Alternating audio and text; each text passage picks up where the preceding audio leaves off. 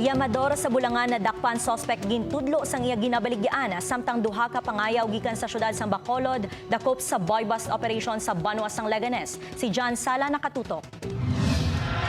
Didakpan sa guwa sang bulangan sa barangay Q Abeto, Mandurriao ang llamador nga si Joseph John Pareha, 41 anyos sang barangay Oñate de Leon, Mandurriao sa ginpatigayon nga boy bust operation. Si Pareha gintudlo ni Coli sa mga una nga nadakpan sa barangay Oñate de Leon nga nagabaligya man sang iligal nga druga. Way ni sa samon nga listahan, pero ara ni sa samon monitoring nga gaingid sa pagbaligya sang iligal nga druga. Apang si Pareha, todo panginwala sa aligasyon batok sa iya. Baligya ang imang sabogin man, sir? Wala, sir. Gamit? Isang una, sir. Nakuha kay Pareha ang anom ka sa sang suspected shabu, buy-bust money kag cellphone.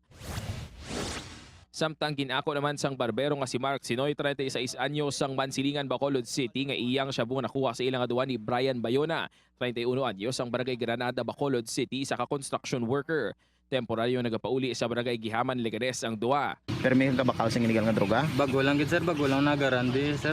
Way ko tiyaga. Bal ni Brian nga bakal sa kuno simo kuno sang shabu? Oo, sunod sa iya ako no, nagbakal ko sa Cebu. Pero kabaligya agin man. Sa matuod, nakita ko nang ila pagtransaksyonan na, pero wala ko ya. Sa ako nagdubaligya. Halin pa sa syudad sang Bacolod ang droga nga nabaligya sang duha. Suno sa ila, natutali nga diri man sila ga baligya. Kaupod ni si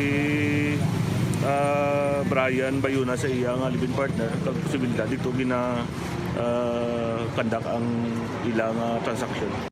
Nakuha sa duwa ang 7 ka sa sang shabu kag buy-bust money nga 1,000 pesos. Balita alin sa distrito sang Mandurriao kag Banwas sang Leganes. John Sala, 1 Western Visayas.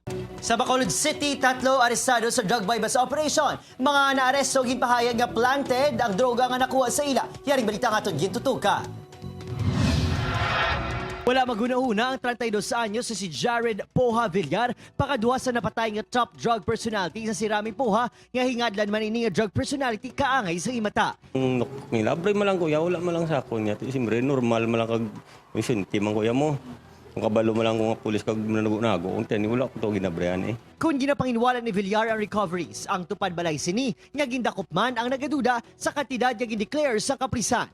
Tuman kadako sang 135,000 pesos nga droga nga nakuha kuno sa ila kag planted ang operasyon. Tama naman nakadako. Sobra na kayo. May bitbit ka mo pero hindi amo ni kadako. Hindi. Mga pila lang sir. Gamay lang. Mga plus minus. Oh, mga gamay lang, mga hindi gani. Kalabot 50,000. Ang duha ang ginakabig street-level drug personality sa Purok Pandan Rosas, Sitio Sibucao, Bacolod City. Ginpanginwala naman sa kapulisan ang akusasyon sa duha. Sa amuman nga lugar sa Barangay Banago, nadakpan si Nolan Bachoco alias Toto. Oktubre sa nagligad niya tuig lang sang ining nahilway sa kaso sa droga, apang liwat nga nagbalik sa iligal nga transaksyon. Ginbatangan lang ko nila items, kag balik kwarta lang na ko nila sa bulsa ko. Balor sa smell. 27,000 pesos ang inapatyan shabu ang narekober kay Bachoco. Bago nagapabilid niya madata ang drug deal sa Barangay Banago, mas ginpabaskog sa kaprisan ang ila operasyon sa coastal community. Open kay Rinal Castillo, Adrian Prietos, 1 Western Visayas.